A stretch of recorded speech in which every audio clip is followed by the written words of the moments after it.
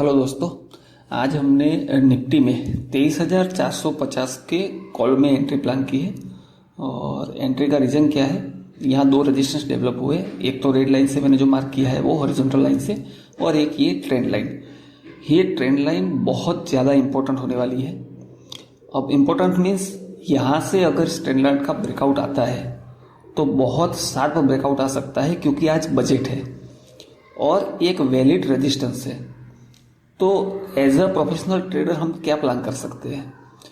हम बस ये प्लान कर सकते हैं कि अगर ट्रेंड लाइन इंपॉर्टेंट है तो अगर ट्रेंड लाइन का ब्रेकआउट आ जाता है तो हमें एक अच्छा टारगेट मिल सकता है। लेकिन साथ में ये भी इम्पोर्टेंट है कि ट्रेंड लाइन इम्पोर्टेंट तो है, लेकिन अगर वो ट्रेंड लाइन ब्रेकआउट फेल करता है तो बहुत शार्प रिवर्सल भी आ सकता है। क्यों? क्योंकि ऊपर दो रेजिस्टेंस है, एक हॉरिजॉन्टल 23,595 23,600 के आसपास, और एक जो ट्रेंड लाइन है वो। अब मेरी एंट्री इसमें 9:37 पे हो चुकी थी। मैंने वीडियो थोड़ा लेट शुरू किया है क्योंकि बजट अभी अनाउंस होने में टाइम है, तो बजट के पहले जो मोमेंटम आ जाए वो कैच करने की कोशिश करेंगे। और अगर जैसा हमने सोचा है ट्रेंड लाइन पे जाके अगर रिजेक्शन आता है तो हम मिनिमम स्टॉप लॉस पे काम करेंगे। अभी मेरा इनिशियल स्टॉप लॉस 313 है, 322 पे मेरी एंट्री हुई है। लेकिन जरूरी नहीं है पूरा स्टॉप लॉस ले, स्पेशली आज बजट वाला दिन है इसलिए। क्यों?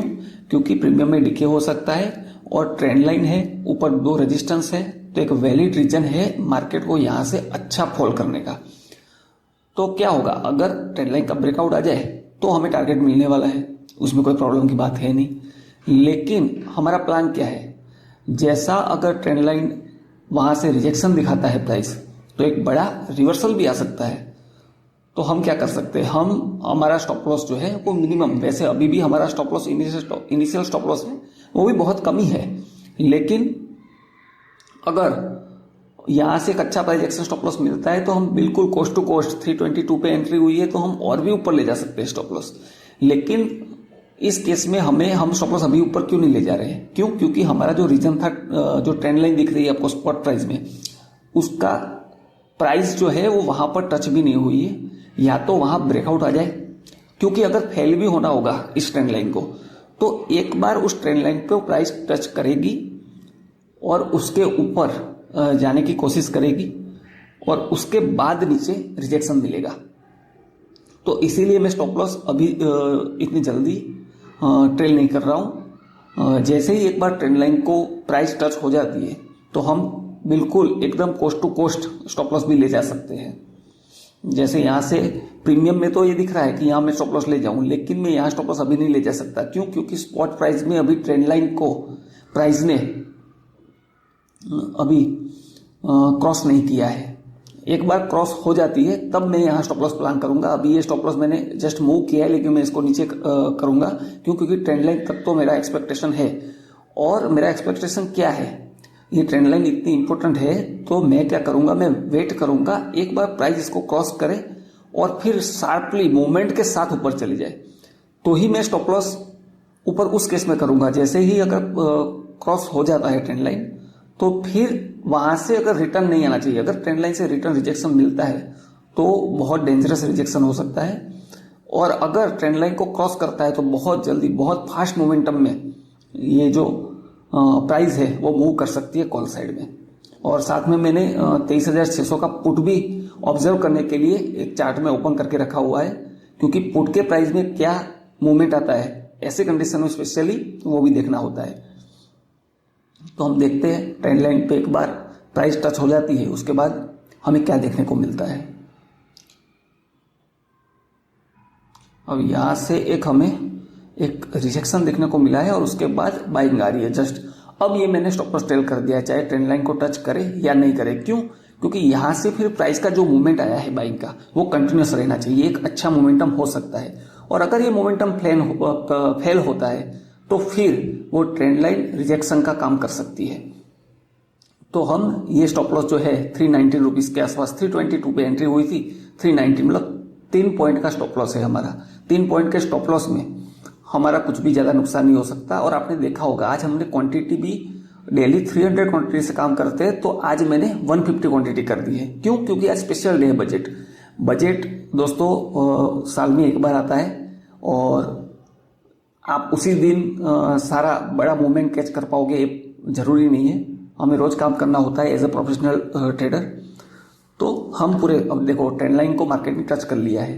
अब ये हमारा वैलिड स्टॉप लॉस है। हम किसी भी कंडीशन में इस स्टॉप लॉस से ज्यादा मार्केट में लॉस नहीं लेने वाले हैं। बस ये इससे क्रॉस करना है तो तुरंत कर जाए, नहीं तो यहां से रिजेक्शन भी बहुत स्ट्रांग आ सकता है। तो देखते हैं हमारे ट्रेड में क्या होता है। अगर रिजेक्शन मिलता है तो हमारा लॉस बहुत मिनिमम लॉस है 3 पॉइंट का, लेकिन अगर टारगेट मिलता है यहां से तो एक अच्छा टारगेट मिल सकता है। तो उस टारगेट के लिए हम वेट करेंगे, स्टॉप लॉस के लिए वेट नहीं करने वाले। स्टॉप लॉस डिसिप्लिन के साथ हमें स्टॉप लॉस लेना है।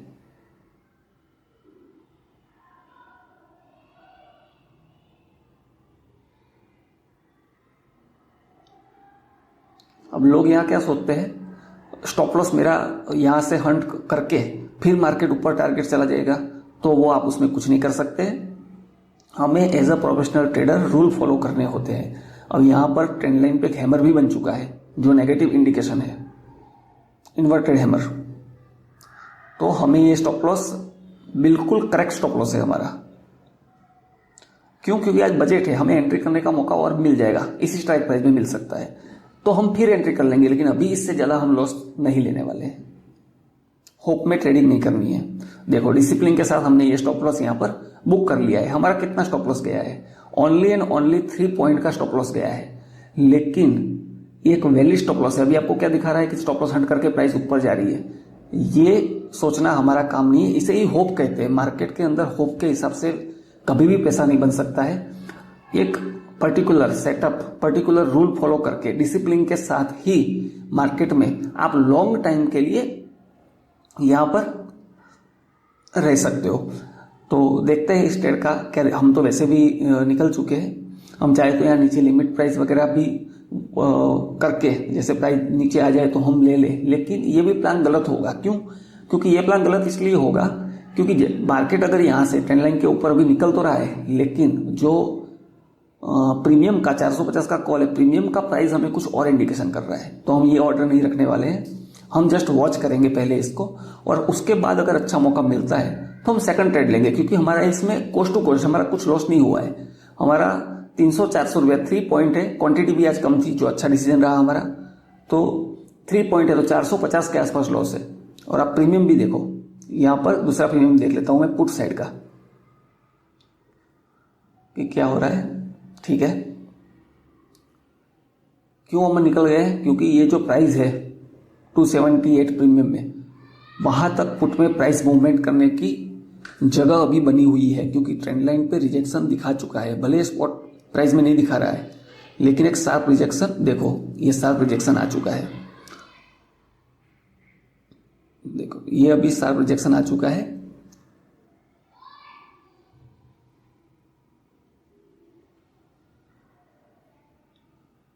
अब हमें यहां पर वापस एंट्री का फिलहाल कोई ट्राई नहीं करना है जब तक प्राइस 322 के ऊपर नहीं पहुंच जाती। देखो अब आप देखो ये मूवमेंट कितना बड़ा मूवमेंट है। अगर हम स्टॉप लॉस नहीं लेते एज अ प्रोफेशनल ट्रेडर तो हमें कितना नुकसान हो सकता था। एक बार मैं सारा हटा देता हूं ड्राइंग, आपको दिखाता हूं। हमारी एंट्री यहां पर 337 पे हुई थी, 322 पे यहां पे, और हमने जस्ट यहां पर एग्जिट ले ली है 3 पॉइंट के स्टॉप लॉस के साथ। अगर नहीं लेते तो ये 40 पॉइंट का फॉल है। मींस आपको 150 क्वांटिटी के अंदर भी 6000 रुपीज का लॉस हो सकता था। उसकी जगह पर हमने इनिशियल स्टॉप लॉस ये था हमारा, और फिर हमें प्राइस एक्शन जैसे मिली हमने ये स्टॉप लॉस कर दिया था 319। तो हमने 3 पॉइंट का स्टॉप लॉस लिया यहां पर और हमने लॉस बुक कर लिया। तो एज अ प्रोफेशनल ट्रेडर आपको क्या करना होता है, आपको ऐसे ही डिसीजन के साथ अपने रूल पे एग्जिट करना होता है। तो ये हमारा एक सही डिसीजन रहा है। तो आपको समझ में आया होगा, स्पेशल इवेंट जब होते हैं, खास बजट, और जैसा हम प्लान कर रहे थे ट्रेड लाइन से रिजेक्शन, वही ट्रेड लाइन से रिजेक्शन देखने को मिला है। अब दूसरा ट्रेड में एंट्री लेता हूं तो मैं आपको बताता हूं। हेलो दोस्तों, तो फिर से मैंने सेम स्ट्राइक प्राइस 23,450 के कॉल में हमने एंट्री ली है, और पिछली बार हमारी एंट्री जो हुई थी वो 322 पे हुई थी, और इस बार जो हमारी एंट्री हुई है वो एंट्री हुई है 332 पे, और टाइम था 10:47 पे हमारी एंट्री हुई है। क्यों? क्योंकि ये कंफर्मेशन एंट्री है, और इसमें हमारा एक्सपेक्टेशन क्या है? हमारा एक्सपेक्टेशन है 349 प्राइस जो प्रीमियम का हाई है वहां टेस्ट कर सकती है आराम से प्राइस। तो उस टेस्ट करने में भी 332 से 350 तक 20 पॉइंट से हम स्टॉप लॉस कितना दे रहे हैं? 327 पे हमारा स्टॉप लॉस है और 350 हमारा टारगेट है। तो फिर से हम 3 पॉइंट के स्टॉप लॉस के साथ ही काम कर रहे हैं और पूरा 20 पॉइंट कैप्चर करने की कोशिश करेंगे। इसको ही प्रोफेशनल स्कैल्पिंग कहते हैं हम। और इसमें आप देखो, इसमें अपना लॉस भी इजीली कवर हो सकता है और एक हमें अच्छा प्रॉफिट भी मिल सकता है। तो 332 पे एंट्री है और 327 को हमारा 327 पे हमारा स्टॉप लॉस है। तो हम देखते हैं इसमें हमें स्टॉप लॉस मिलता है या हमारा टारगेट अचीव हो जाता है। यहां से भी अगर टारगेट अचीव होना होगा तो 1 गो में अचीव होना चाहिए। क्यों? क्योंकि इतनी बड़ी सेलिंग कैंडल जो आप देख रहे हो उसके पास में प्रीमियम में, उस सेलिंग कैंडल के बाद कंटिन्यू सेलिंग आनी चाहिए थी, जो कंटिन्यू सेलिंग नहीं आई है। तो इस केस में ये एक सेलर का ट्रैप हो सकता है। मार्केट प्राइस नीचे और भी जा सकती है, यहां भी अच्छा पोटेंशियल है। पुट साइड पे भी 267 तक प्राइस जा सकती है, लेकिन वहां जाने से पहले भी हमें 349 350 का टारगेट है, वो इजीली अचीव होता हुआ दिख सकता है हमें। तो इसीलिए, और अगर अचीव नहीं होना है तो हम 327 पे हम एग्जिट ले लेंगे। तो फिर से हमारा कुछ इतना बड़ा लॉस नहीं हो सकता इसमें। फिर से 3-4 पॉइंट का स्टॉप लॉस जो हमारा है वो होगा, या तो हमें 20 पॉइंट का टारगेट मिलेगा। तो देखते हैं इस ट्रेड में हमें टारगेट मिलता है या स्टॉप लॉस। जो भी मिले हम as a professional trader stop loss भी 327 बुक करेंगे, और आज के केस में स्पेशली बजट है इसलिए 350 पे टारगेट भी हम बुक करेंगे। क्यों? क्योंकि होप में हम ये नहीं सोचेंगे कि 350 से ऊपर प्राइस चली जाएगी और हमें बहुत बड़ा प्रॉफिट हो जाएगा। नहीं, हम टारगेट भी स्टॉप लॉस की तरह ही, जैसे ही टारगेट मिलेगा वैसे हम प्रॉफिट बुक करेंगे। या फिर अगर स्टॉप लॉस होता है तो स्टॉप लॉस भी हम जो डिसाइड किया है उसी तरह हम स्टॉप लॉस लेंगे।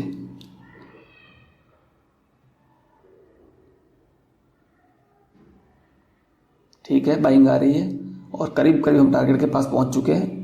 हम टारगेट के लिए वेट करेंगे। 349 का क्रॉस मिलना चाहिए हमें। जैसे ही प्राइस वहां टच होती है तो हम प्रॉफिट बुक करने का प्लान करेंगे।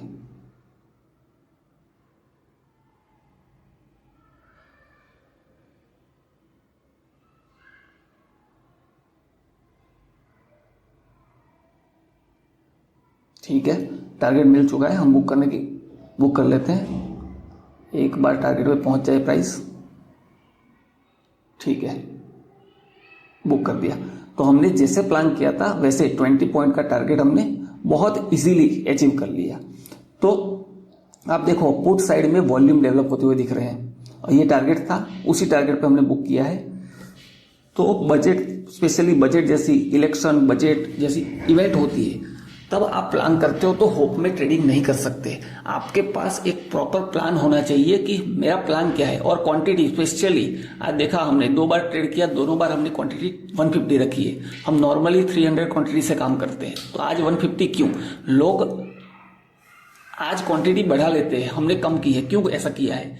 क्यों? क्योंकि आज प्राइस एक्शन प्रॉपर सेटअप है तो हमने ट्रेड किया है। लेकिन आज न्यूज बेस्ड ट्रेडिंग हो सकती है, मार्केट में होप ट्रेडिंग हो सकती है, तो हमें स्ट्रिक्टली रूल फॉलो करने हैं। और अगर स्टॉप लॉस भी ट्रेल करते हुए, मान लो कि स्टॉप लॉस भी अगर हम स्टॉप लॉस प्लेस कर रहे हो और उतने में सेलिंग आ जाए तो भी हमें बड़ा लॉस हो सकता है। तो और पुट साइड में 267 का लाइन जो मैंने मार्क करके रखा है, वहां तक प्राइस मूव हो सकती है। तो इस हिसाब से हमने टारगेट बुक कर लिया है। तो होप आपको सीखने को मिला होगा, स्पेशली बजट डे के दिन हम कैसे अपना प्लान कर सकते हैं, कैसे अपने प्लान पे स्टिक रह सकते हैं। अब देखो यहां से 350 के ऊपर प्राइस निकल जाए, लेकिन वो एक रेजिस्टेंस जोन है, वो मॉर्निंग में ड्रॉ करा हुआ रेजिस्टेंस जोन है, और यहां से एक अच्छा रिजेक्शन आ सकता है। और हमारा जो प्लान था वो सक्सेसफुली पूरा हो चुका है। तो प्लान पे एग्जीक्यूट करना बहुत ज़रूरी है ट्रेडिंग में। इसमें आप इमोशन के साथ आप सोच के कि इसके ऊपर प्राइस चली जाएगी तो इतना प्रॉफिट हो जाएगा, ये सब सोच के होप ट्रेडिंग नहीं करना होता है। तो होप आपको इस वीडियो में काफ़ी अच्छी लर्निंग मिली होगी कि एज ए प्रोफेशनल हम कैसे स्कैल्प कर सकते हैं। Specially budget day, event day होते हैं, जैसे बजट है, इलेक्शन डे है, वैसे हमें कैसे क्वांटिटी कम रखनी होती है, कैसे हमें प्लान को विदाउट इमोशन एग्जीक्यूट करना होता है। तो आप ऐसे ही नॉलेजेबल कंटेंट को देखने के लिए मुझे सब्सक्राइब कर सकते हैं। और कुछ भी आपको डाउट हो कि यहाँ पर हम टारगेट बुक कर रहे हैं, हम यहाँ पर रेजिस्टेंस जोन कैसे मार्क कर रहे हैं, हम अपने जो प्लान है उस पर स्ट्रिक्ट कैसे रह सकते हैं, हम ये प्रीमियम 23,450 का कॉल है वो ही क्यों ले रहे हैं, हम साथ में आज पुट का चार्ट ओपन करके पुट का मूवमेंट क्यों वॉच कर रहे हैं। तो ऐसे कुछ भी डाउट हो तो आप बेफिक्र होके मुझे कमेंट में क्वेश्चन पूछ सकते हैं, मैं कोशिश करूंगा आपके आंसर देने की। Thank you. और ऐसे ही वैल्यूएबल कंटेंट को देखने के लिए मेरे चैनल को सब्सक्राइब करें, ताकि मुझे भी एक मोटिवेशन मिले कि मैं जो काम कर रहा हूँ, जो मैंने 2 साल 3 साल देके जो सीखा है, वो आपको एक इजी वे में आपको लर्निंग दे सकूं। मैं जस्ट ये वीडियो अभी इसलिए बंद नहीं कर रहा हूँ कि मैं देखना चाह रहा हूँ कि यहाँ से मोमेंटम रिजेक्शन जो दिख रहा है वो कितना स्ट्रांग हो सकता है। हमारा प्लान तो एग्जीक्यूट हो चुका है, लेकिन आगे इस ट्रेड में क्या होता है जस्ट वो देखने के लिए। जैसे देखो यहाँ रिजेक्शन मिल चुका है हमें प्रॉपर, और यहाँ से पुट साइड में 267 तक प्लेस ओपन है प्राइस को मूव करने का, जो स्ट्रांगली मूव कर सकता है। हम इसमें ट्रेड में एंट्री नहीं करने वाले हैं। क्यों? क्योंकि जस्ट मैंने आज बजट के दिन, नॉर्मली ऐसे इवेंट के दिन में ट्रेड नहीं करता हूं, जस्ट आज इसलिए ट्रेड किया है कि आपको एक लर्निंग दे सकूं।